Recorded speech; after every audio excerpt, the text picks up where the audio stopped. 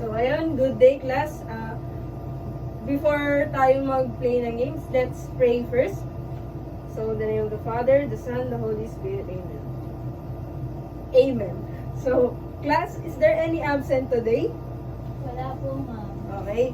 So, keep it up, class. Since wala namang absent, let's play a game first. So, I want your class to solve this and tell me what do you observe. So, volunteer. Okay, Sam? Solve lang natin siya. Okay. So, tama. Galing. So, let's give a round of applause to Miss Navarro. So, ayun, class, what do you observe sa board natin? Okay, Miss Navarro? Make-up po, ma'am. Okay. How about you, Miss Mabini? Make-up din po. Okay. So, do you have any idea na kung ano yung magiging topic natin today? Yes po. Okay.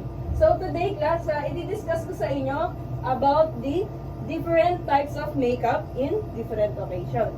So, for our learning objectives, understand the importance of adopting makeup styles according to a different events and occasion.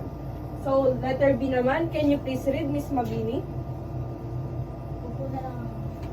B. Learn basic makeup techniques suitable for casual, professional, formal, and romantic settings. Alright, thank you. So, Miss Navarro, can you please read the letter C? Gain confidence in selecting and applying makeup products to achieve desired looks for various situations. Alright, thank you. So, for our first makeup in different occasion, we have the casual day out. So, ano nga ba yung casual day out? So, ito yung daily na makeup natin. Pag lalabas tayo, kapag kahit siguro like pupuntang school, pupuntang mall, or lalabas lang, kakain, gano'n. So, for this makeup naman, ito yung mga process and tone and yung the way ng mga gamit natin sa pag-apply ng makeup. So, first, cleanse and moisturize your face. Next is apply light BB cream or foundation.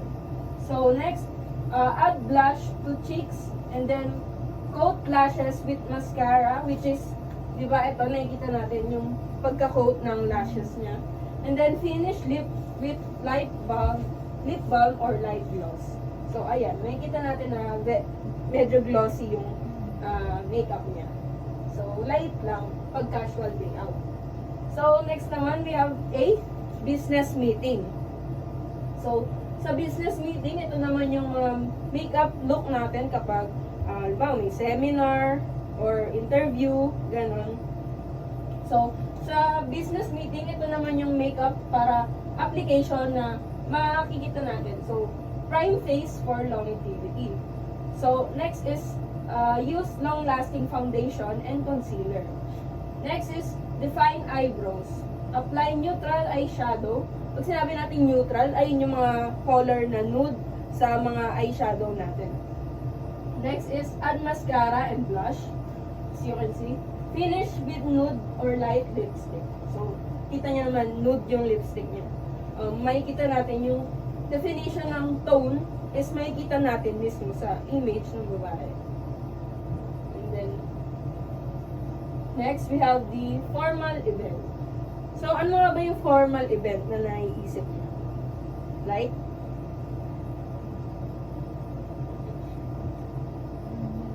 Diba, yung mga graduation, wedding, ayun yung mga formal event.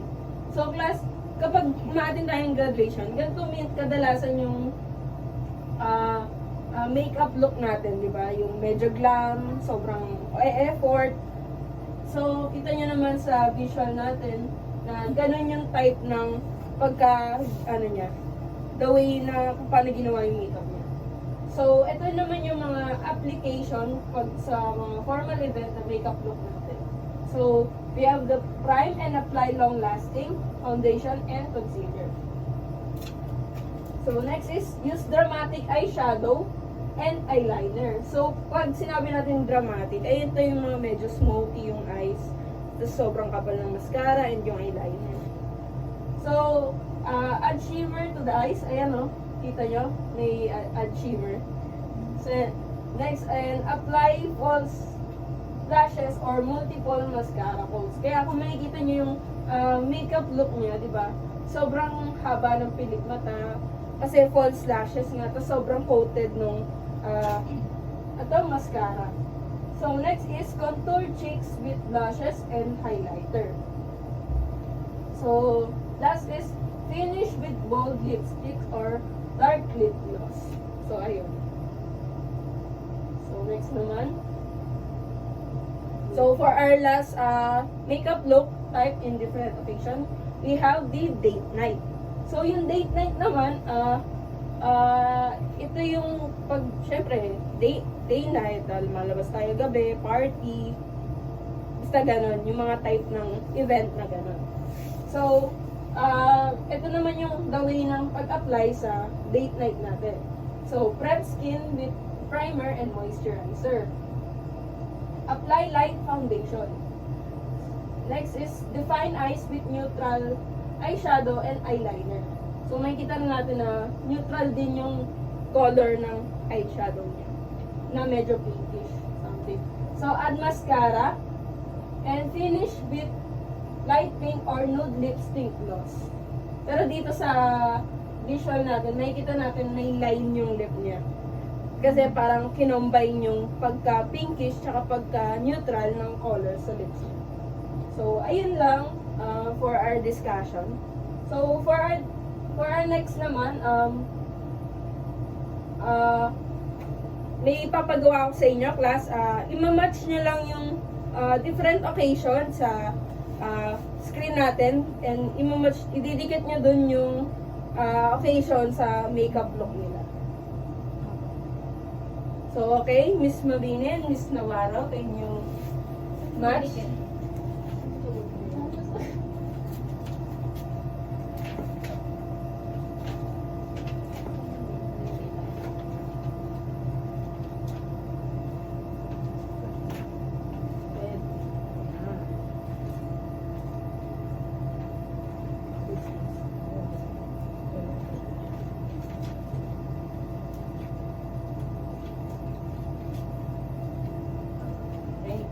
Thank you, class. So, may kita naman natin.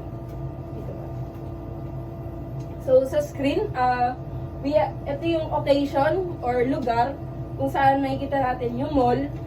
Pag sinabi nating mall, syempre, ito yung mga casual na pag-alis-alis natin, and then yung daily out natin.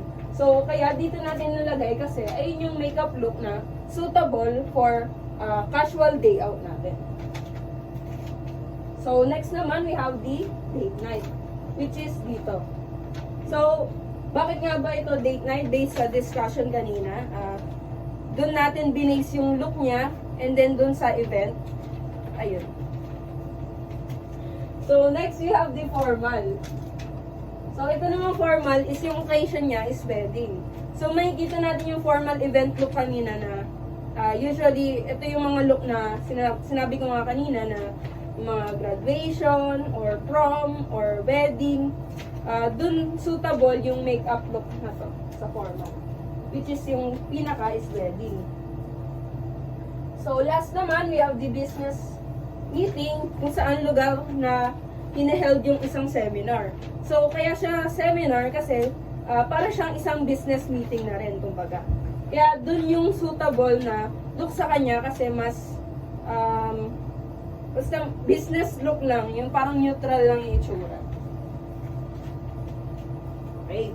So, thank you, class. But before that, I want you to know to yourself, ano nga bang importance ng makeup sa inyo based on your own words? Okay, Miss Mabini? Nakaka-gain siya ng confidence kapag Alright. may makeup pa. Yun lang po. Thank you. So, okay, Miss Navarro, do you have any answer? Bukod po sa nakaka-gain po ng confidence, isa rin po siyang factor para po sa mga first impression po sa ibang tao. Exactly. Thank you so much. So, ayun naman talaga yung importance ng makeup. Hindi lang siya pantakip sa kung ano yung mga flaws natin. Kung ina-embrace natin to kasi wala. Gusto natin maging confident sa sarili natin. Diba? So, ayun, hindi naman trying to impress everyone, but gusto lang natin maging maganda yung itsura natin because of ourselves. Ayun yung gusto natin. So, before that, I want you to identify different types of makeup in different occasion. So, for our first picture, saan natin, ano to? Type of makeup. Casual event. Okay, thank you. This is a casual event. So, next naman, Miss Navarro. Business meeting po, ma'am. Ayun, thank you. So, next. Okay, Miss Mabini. Formal event. Alright. That is a formal event. And last one. Okay, Miss Navarro. Date night po, ma'am. Okay, class. Ang galing. So, ayun lang for today and thank you for your time and for listening to me. Ayan. Yay! Ito, basta ang person. 11